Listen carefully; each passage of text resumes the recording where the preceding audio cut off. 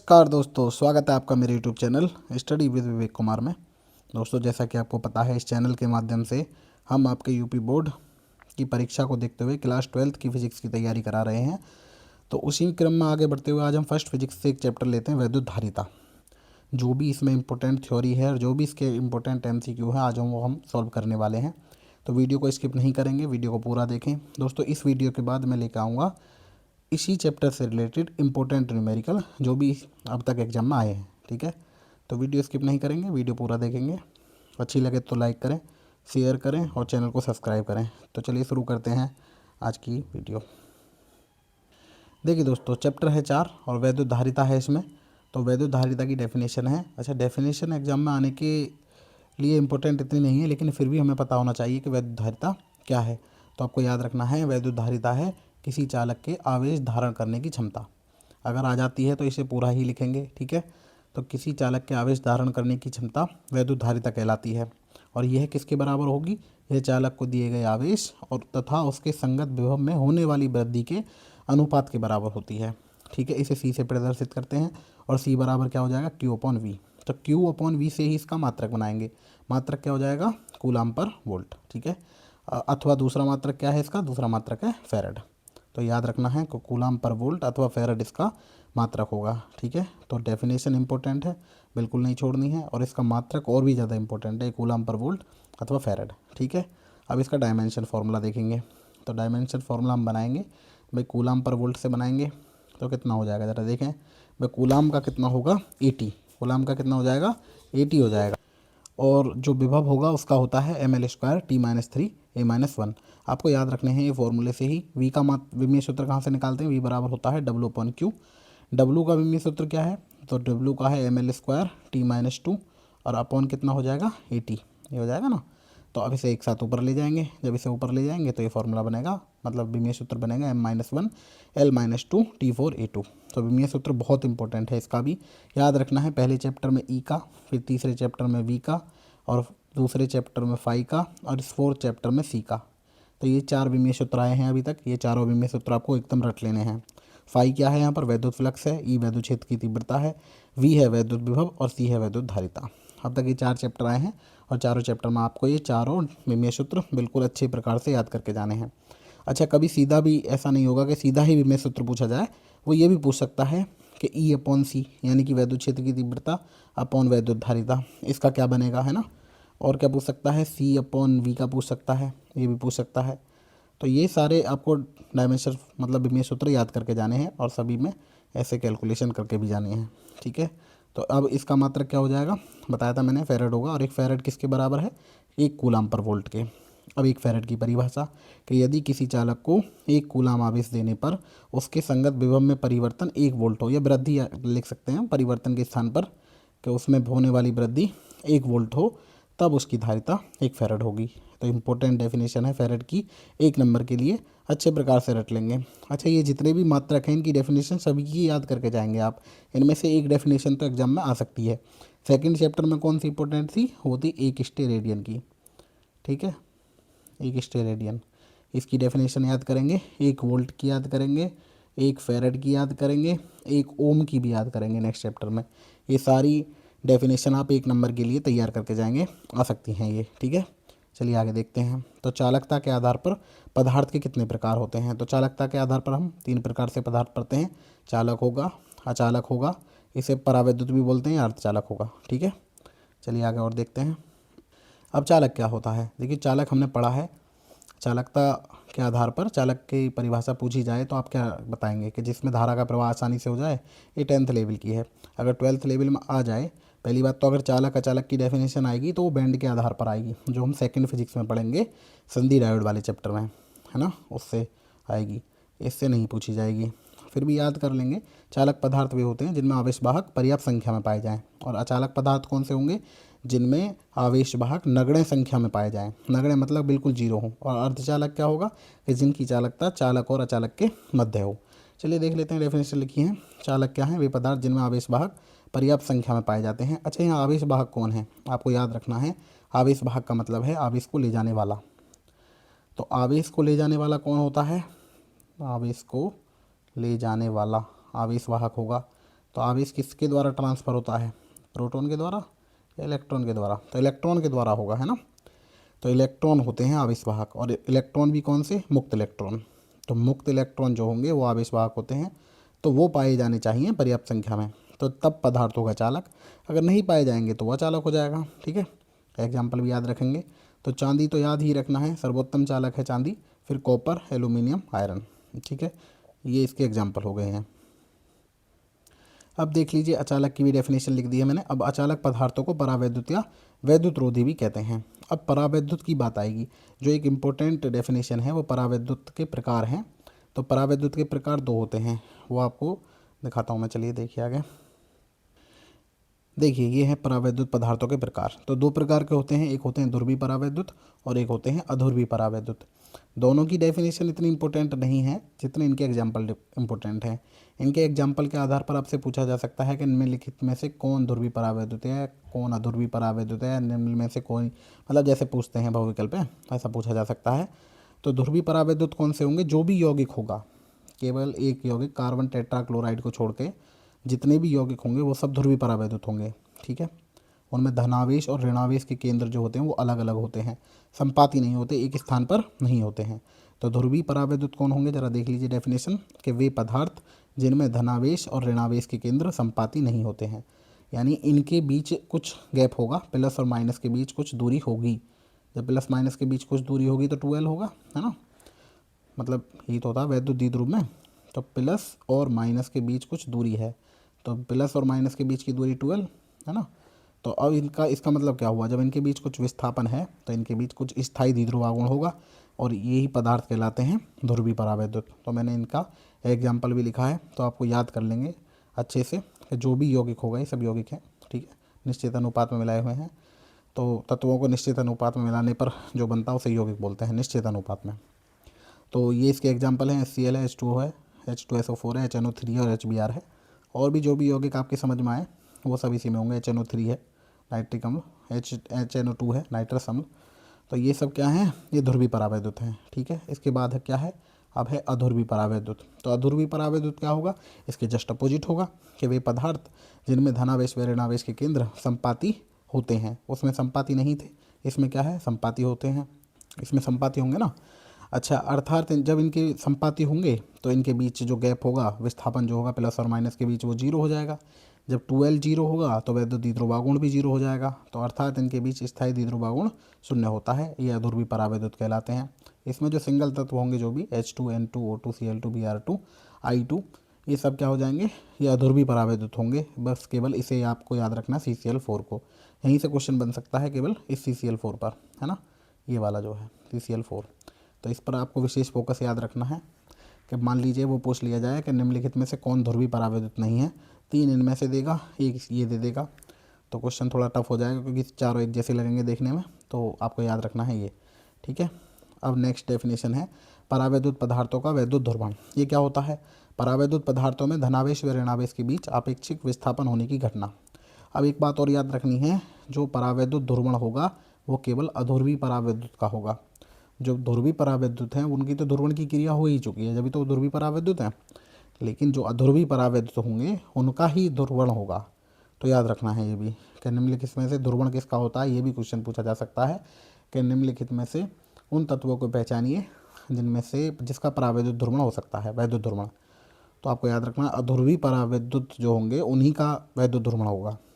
तो वैद्युत ध्रुवण क्या हुआ, परावैद्युत पदार्थों में धनावेश व ऋणावेश के बीच आपेक्षिक विस्थापन होने की घटना को परावैद्युत पदार्थों का वैद्युत ध्रुवण कहते हैं।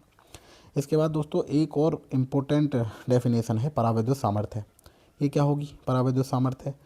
तो अब याद रखना है क्या करना है, हमें ध्रुवण करना है। तो ध्रुवण करने के लिए हम क्या करेंगे, एक पदार्थ लेंगे और उसे वैद्युत क्षेत्र में रख देंगे।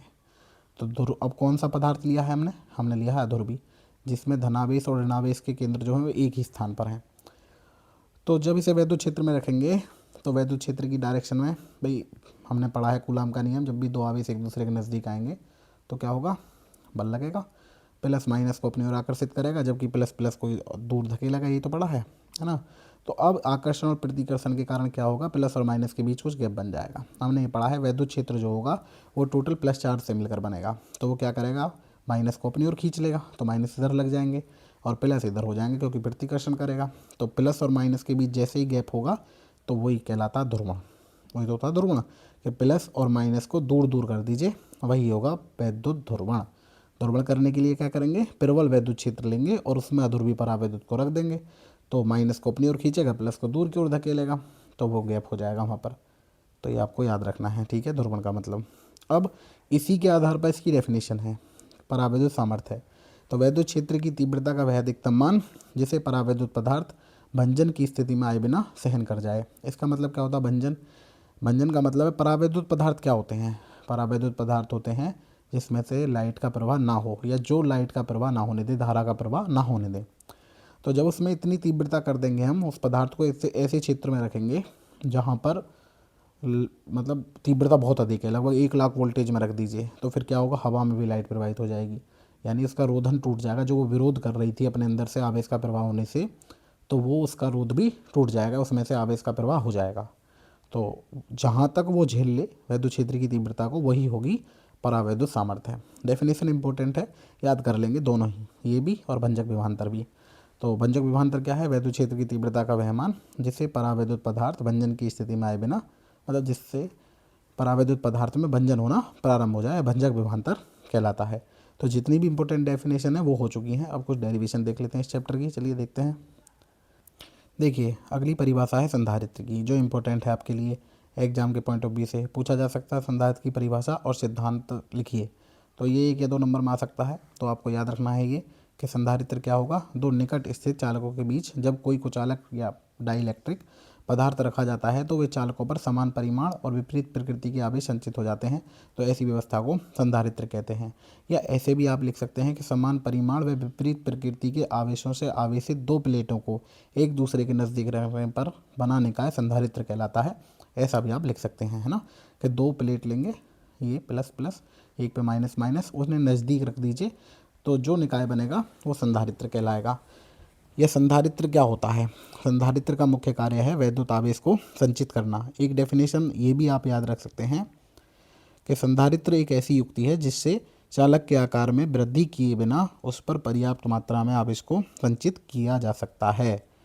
तो आप ये भी लिख सकते हैं, ठीक है, तीनों में से कुछ भी लिख सकते हैं, जो भी आपको ठीक लगे, उचित लगे। इसका सिद्धांत क्या होगा, सिद्धांत देख लेते हैं।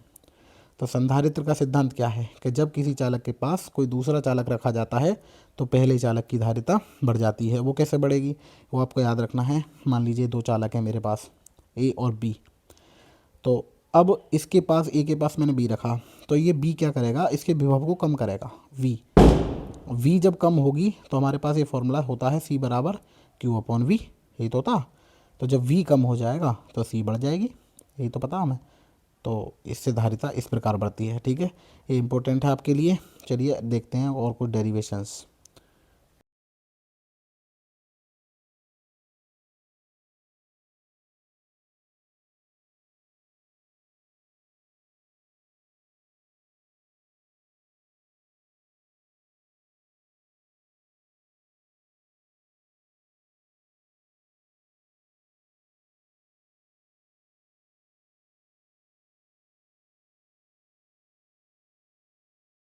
पहले आप ये डेरिवेशन देख लीजिए।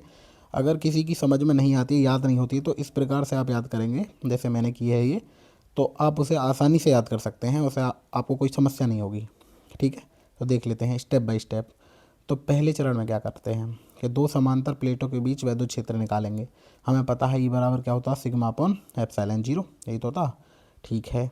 फिर इसके बाद हम क्या करने वाले हैं, सिग्मा की वैल्यू निकालेंगे। तो सिग्मा बराबर क्या हो जाएगा, क्यू अपॉन ए, ये होता है पृष्ठ आवेश घनत्व, है ना, चालक का पृष्ठ आवेश घनत्व है ये, पृष्ठ आवेश घनत्व। ये आप लिख देंगे कि जहाँ पृष्ठ आवेश घनत्व सिग्मा बराबर हो जाएगा क्यू अपॉन ए।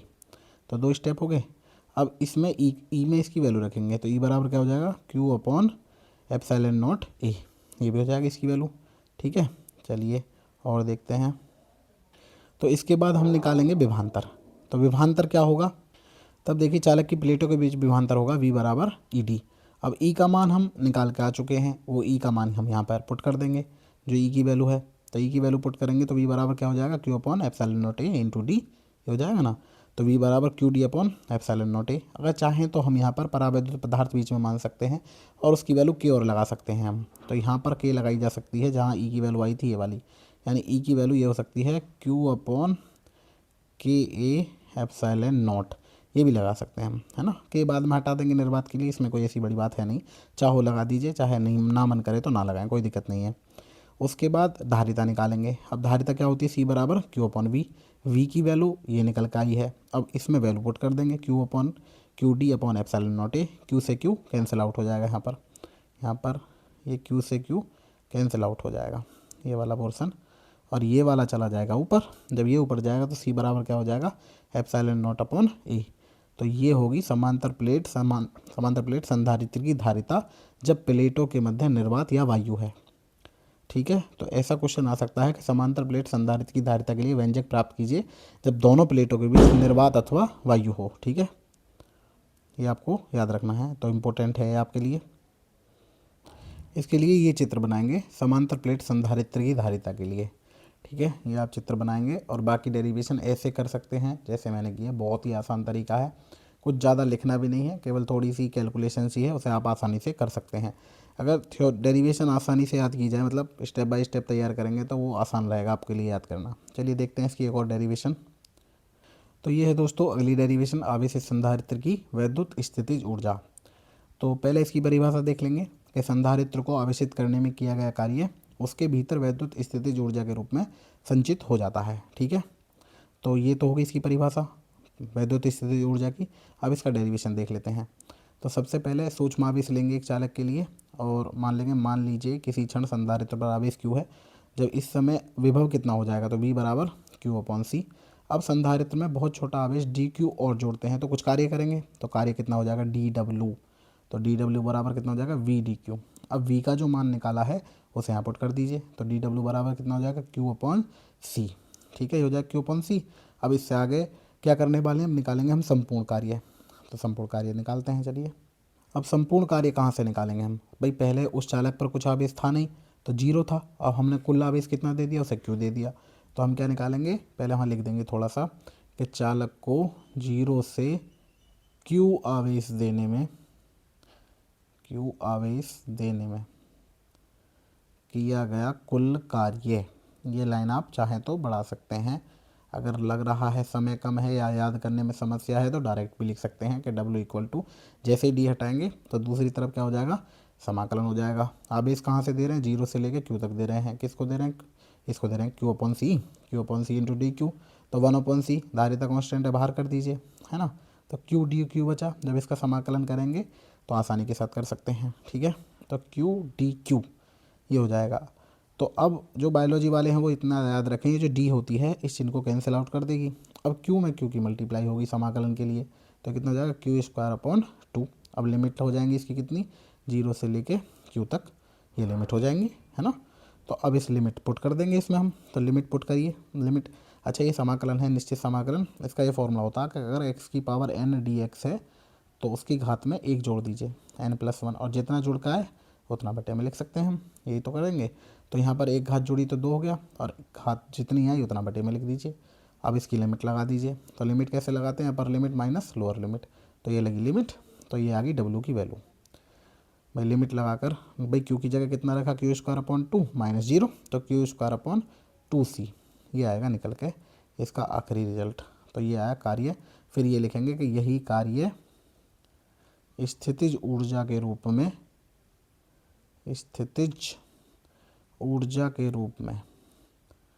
संचित हो जाता है, ये लिख देंगे आप। ठीक है, तो ये डेरिवेशन यहीं तक समाप्त हो जाएगी। किया गया कार्य संचित हो जाता है इसमें गतिज ऊर्जा के रूप में। तो U बराबर क्यू स्क्वायर अपॉन 2c। इसे थोड़ा सा आगे और बढ़ा सकते हैं अगर आप चाहें तो। कैसे बढ़ाएंगे, हमें पता है चूँकि Q बराबर होता है CV, तो अब Q की जगह CV रखेंगे तो कितना हो जाएगा, C square V square upon 2c, एक सी से सी कट जाएगी, तो कितनी हो जाएगी U बराबर हाफ CV स्क्वायर। ये आपको अपने आप बढ़ानी है आगे। ठीक है, अच्छा और क्या लिख सकते हैं, C बराबर होता है Q अपॉन V, तो Q upon V into V square, square से कट गया तो कितनी बच गई, तो यही 1/2 VQ। लास्ट वाली कितनी आएगी, कि u बराबर 1/2 वी क्यू, ये होगी डेरिवेशन समाप्त आपकी। तो जो इम्पोर्टेंट डेरिवेशन है इसकी वो हो चुकी हैं। अच्छा, इसके अलावा एक डेरिवेशन, दो डेरिवेशन और है, बहुत छोटी है। एक है गोली चालक की धारिता और दूसरी है संधारित्र का ऊर्जा घनत्व। ये भी इम्पोर्टेंट है, छोटी मोटी आ सकती हैं एग्जाम में, बाकी और कुछ इसमें ऐसा बचा नहीं है। चलिए देख लेते हैं गोली चालक की धारिता। और देखिए गोली चालक की धारिता, अच्छा इस डेरिवेशन को मैंने एक अलग तरीके से किया है जो आपके लिए इंपॉर्टेंट हो सकता है। अगर आ जाए तो आप इस तरीके से भी इसे कर सकते हैं, ठीक है। बुक से थोड़ा अलग है तो देख लेंगे कि जब एक पृथक गोली चालक को प्लस क्यू आवेश दिया जाता है तो उसके विभव और आवेश के अनुपात को वैद्युतधारिता कहते हैं। तो ये तो हो गया इसका फॉर्मूला, C बराबर Q/V। अब मान लेंगे गोली चालक की त्रिज्या क्या है, R है, ये त्रिज्या मान ली मैंने। अब गोली चालक के बाहर स्मॉल r दूरी पर मैंने वैद्युत क्षेत्र का फॉर्मूला निकाल लिया है ये। तो E बराबर 1/4πε0 इंटू Q/r²। अब मैं क्या निकालने वाला हूँ, अब निकालूंगा मैं विभव यहाँ से, ठीक है। देखिए अब निकालेंगे विभव, तो विभव बराबर क्या होता है, हमारे पास ये फॉर्मूला होता है कि V बराबर होगा भाई E बराबर -के dV/dr होता है। तो dV बराबर क्या हो जाएगा, -के EdR। अगर मैं यहाँ से d हटाऊंगा, ये दो लाइन मैंने छोड़ दी हैं, EdR हो गया, d हटाएंगे तो क्या बनेगा, इधर समाकलन लगेगा। और कहाँ से कहाँ तक लगेगा, अनंत से ला रहे हैं स्मॉल r दूरी तक, क्योंकि स्मॉल r दूरी पे तो निकाला हमने वैद्युत क्षेत्र, ठीक है। तो अनंत से आवेश लाए हैं हम कहीं से उठा के, उसे कहाँ लाए हैं, गोलीय चालक की सतह पर स्मॉल r दूरी पे, है ना, ठीक है। तो अब ये बना यहाँ से फॉर्मूला, V बराबर ये बन गया इन्फिनिटी से r तक और EdR। अब क्या करने वाले हैं, E का मान रख देंगे 1/4πε0 इंटू Q/r²। बाकी सबको कांस्टेंट के रूप में बाहर निकाल लीजिए। तो V बराबर ये फॉर्मूला बन के आएगा 1/4πε0 इंटू Q/r। जब ये वैल्यू बन के आई तो C बराबर क्या होता है फॉर्मूला धारिता का, Q/V। तो V का ये मान हम यहाँ पे पुट कर देंगे, Q से Q कैंसिल आउट, तो C बराबर 4πε0 इंटू R, ये आ जाएगा निकल के। अब चाहें तो थोड़ा सा और बढ़ा सकते हैं, 4πε0 की वैल्यू कितनी होती है, 9 × 10⁻9, ये भी लिख सकते हैं। तो और क्या लिख सकते हैं, C अनुक्रमानुपाती R। कहते हैं किसी गोली चालक की धारिता उसकी त्रिज्या के अनुक्रमानुपाती होती है, यानी जितनी बड़ी त्रिज्या होगी उतनी ही ज़्यादा धारिता होगी। तो वीडियो थोड़ी ज़्यादा लंबी हो रही है दोस्तों, तो अगर वीडियो अच्छी लगी हो, अच्छा जो MCQ रह गए हैं उसे हम नेक्स्ट वीडियो में लेकर आएंगे। जो भी इंपॉर्टेंट थ्योरी है इसकी वो सब हो चुकी है, आप केवल संधारित्र के उपयोग और पढ़ लेंगे थोड़ा बहुत, और एक ऊर्जा घनत्व है तो उसे भी देख लेंगे अगली वीडियो में। और जो भी इंपॉर्टेंट इसके MCQ हैं और न्यूमेरिकल, उसके लिए हम नेक्स्ट वीडियो लेकर आएंगे। और जल्द ही हम लेके आएंगे विलियन केमिस्ट्री के लिए, ठीक है। तो अगर वीडियो अच्छी लगी हो तो लाइक करें, शेयर करें, चैनल को सब्सक्राइब करें। बहुत बहुत धन्यवाद।